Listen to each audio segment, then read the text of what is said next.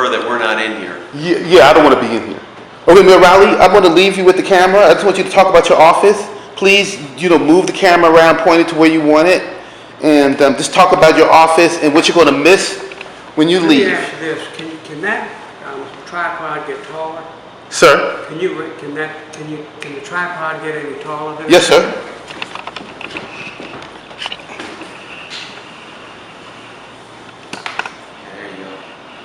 Is that better?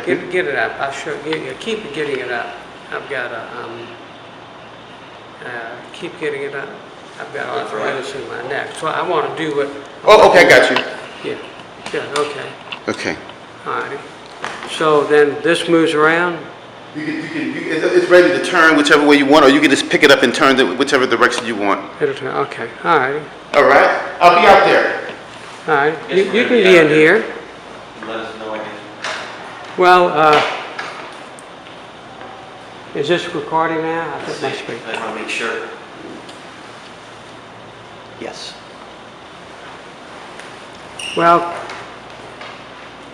this would be the view of people sitting in my office talking to me, and then if I turn my chair around, look out at Washington Park, which is very peaceful and reposeful, and often during complicated times or troubled times or work on something important, we just turn around and look out there. It's very restful. And then I have in my office many photographs of my family. You can see over there pictures of our sons, and then I've got pictures of city council, and then of course I've got a photograph of Mother Emanuel. Above this is a map of the city of Charleston in its original landmass, and then superimposed over it you'll see is the existing city, or the city, I guess, in 1947, when this was done. And then around the beautiful office, we have various photographs or portraits over here. That's General Robert E. Lee that was in here when I moved into City Hall. A TV that I never watch, but it's there when somebody wants to give a PowerPoint presentation, or I bring someone in for that. That's President Andrew Jackson. And then bookcases filled with books and mementos. I don't really know when I'll have time to move them out, but it has to be done before noon on the 11th of January. Then you see here doorways that would lead out into the hall between this office and City Council chambers. And hanging there is a wonderful portrait or painting of our ballpark that a very nice artist who has a gallery on King Street did for me. And I'm just going to walk around my desk for a minute to be able to move this camera.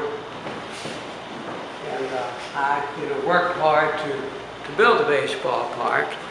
And then right below it is a model of the International African American Museum that I use. I have many people in here that I'm seeking to get to give donations to the park and to the museum, and then those are easels with various renderings of components of it. Then this is another bookcase. It has, as you can see, mostly photographs and mementos. There's a picture of our sons and my wife in one of my inaugurations, and a picture that you can barely probably pick out on the, I guess, the middle level. At my last re-election celebration, I was seated next to my dear friend, former Senator Herbert Fielding, and in my lap was my granddaughter, Mary Gale. This is the 1st of September, and last month Senator Fielding died. He had asked me and made the request that I speak at his wake services which I proudly did. And other pictures of my family in there. You see a picture of me with Venus Williams at the Family Circle Cup, and she, as I speak, is working to complete the Grand Slam of women's tennis. Then you have in the corner below a picture that was in the newspaper of Bill Murray picking me up after throwing out the first pitch at the opening night of the River Dogs a few years ago. Medals, badges of the police department gave me. Those are all the badges of each rank. There's a memento of my support for our police department. And then, of course, the wonderful portrait of Dr. King. You see there standing in the background of the huge crowd that was there when he spoke on August the 28th, 1963. A speech, as I have a dream speech, that changed our country. And then that's the door leading out to the office where visitors wait to meet with me. And then I've got a reading desk and an assigning desk there. It helps me not to be seated all day, which isn't good for my situation, my back. And then you see the program framed in pictures of me when I received the National Medal of Art presented by President Obama, and a picture of me with President Obama in the White House when that was occurring.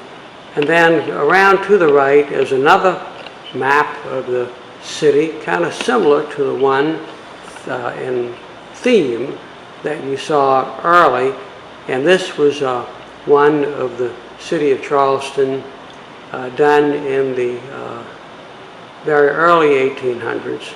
And it shows the original, high ground, if you will, of the city and various parts of the city then that had been developed. And then you see pictures of friends. There was a lady in the bottom left who was, her daughter's a school teacher.